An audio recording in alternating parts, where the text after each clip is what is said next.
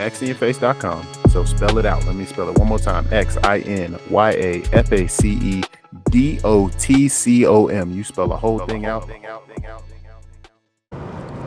Rise and Love family, it is I, xinyface.com.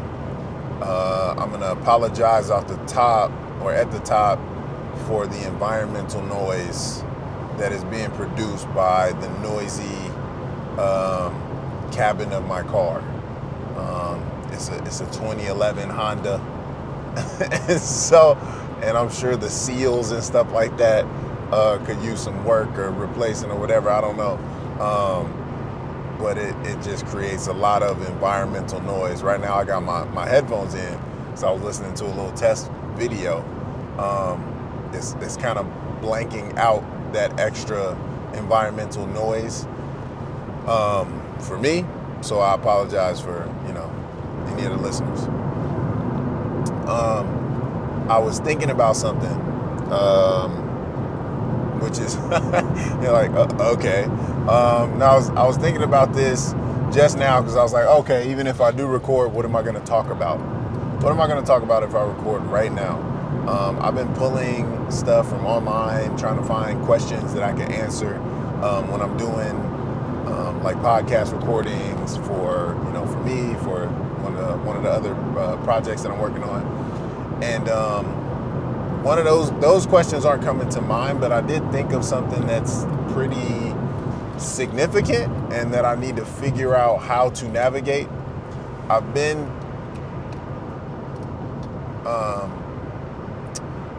saying it to myself, and I've been communicating out about it to a certain degree, but I haven't really changed my approach in order to maybe get different results.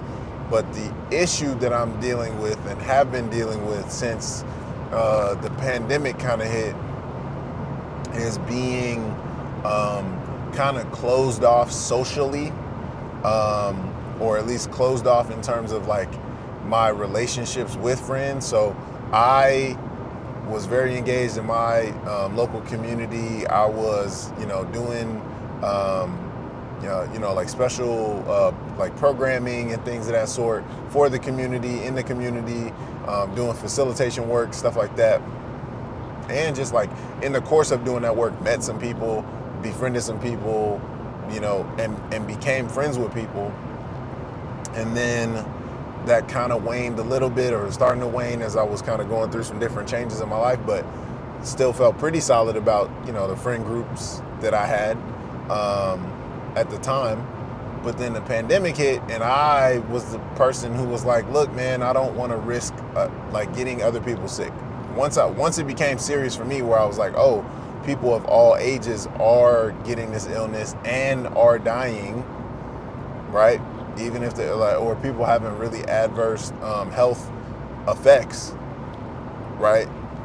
Even if they're super healthy, in good shape, and all that sort of stuff. So I was less worried about me, but I was more worried about, because of the type of work that I do, I was like, it's like guaranteed I'm going to come into contact with this, with the virus, right? So it's not if, but when, right? So I was more concerned about what that impact was going to be on my loved ones and their loved ones. So largely I didn't like cut people off, like, like make a conscious decision like, oh yeah, I'm not spending time with you. And I didn't communicate with people. I just kind of stopped communicating with people to the point where people were seeing me in the world. They would see me at the grocery store like months later or something like that and say, oh, I thought you moved. They're like, I thought you moved. We didn't know you were still down here. And I'm like, oh yeah, I'm still here. And so the main thing that I'm talking about is like, I just feel like pretty disconnected socially. And I have, very few friends. Some that I feel like, oh yeah, I could, obviously I can hit them up, text them and say, hey, what are you doing? Or try to schedule something and find time to spend time. Or allocate time to spend with them. But other ones that I'm like, I miss more, that I've tried to do that with a little bit, or that I've, there was maybe some, not friction, but there were some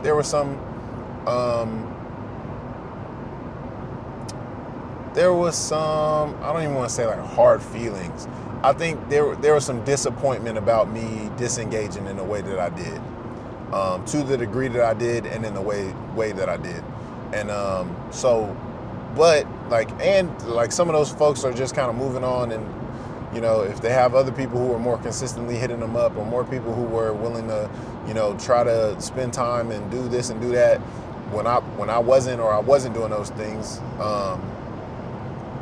wasn't willing or able to do those things,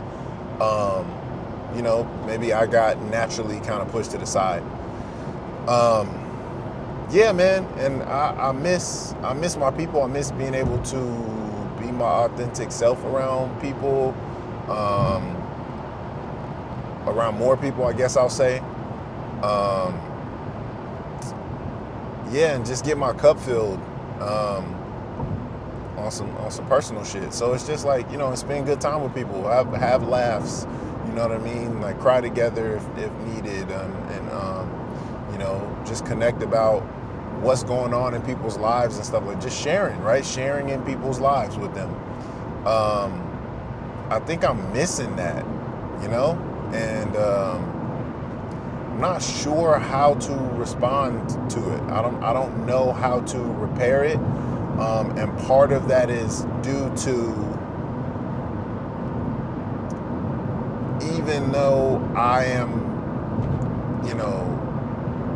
I would say I'm rooted into the current location that I'm in, due to having a lease or whatever, and working in my current job. I very much see that as temporary. That I don't really want to stay rooted where I am, as far as my continue for it, like long term, and even I would say even short term. Like if I could move within the next year, that would be great. And so I don't necessarily, I'm not trying to, prevent myself from getting close to people because I know the relationship will change. I'm just not sure how to get incorporated in people's lives again that I live close to, while I live close to them, and then to be able to maintain that or work on that even after I move.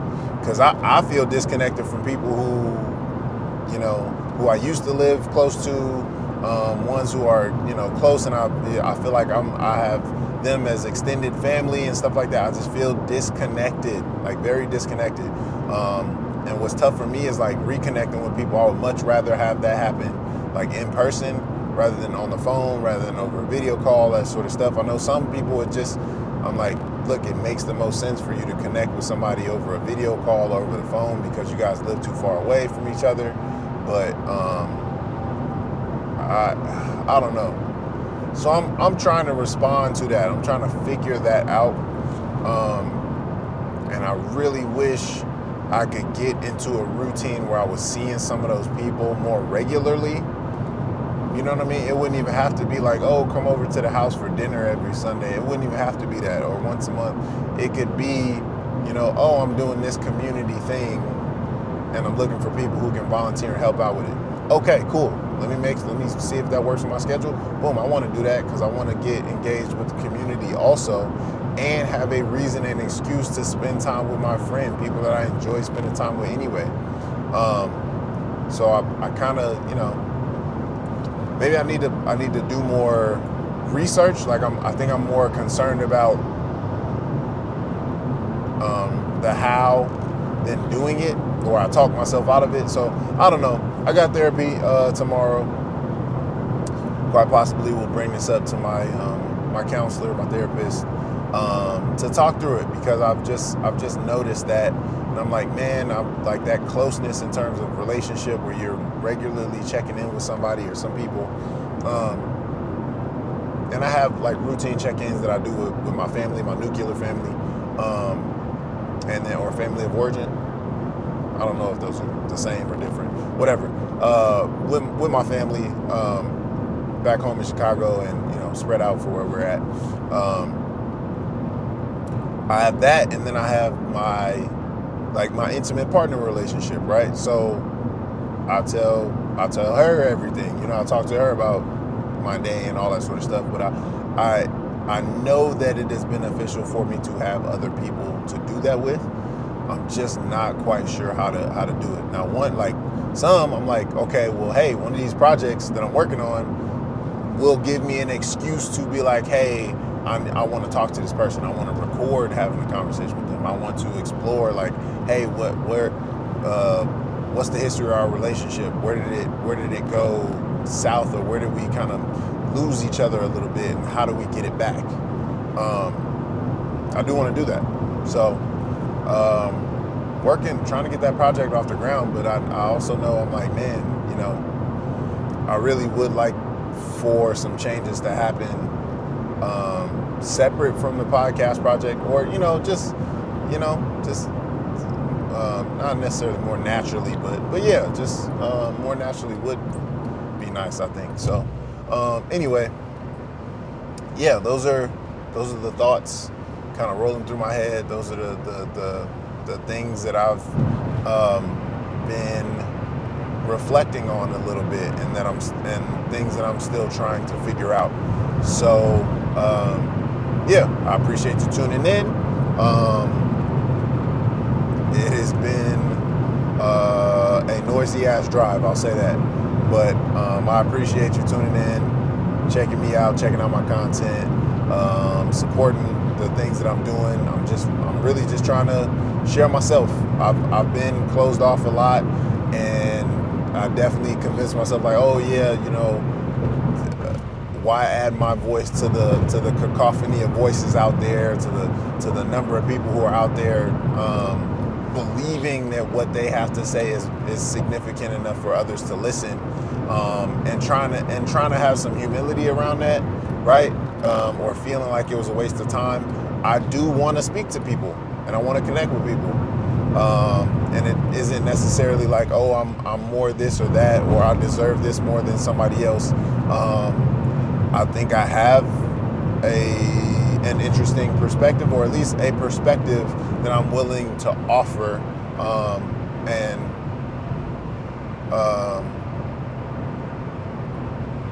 fancy myself to be a bit of an entertainer as well. And so in terms of, my belief in myself, my pride that I have for the different abilities that I possess, I'm like, hell yeah, like why wouldn't I? I think I can experience some success in doing that. So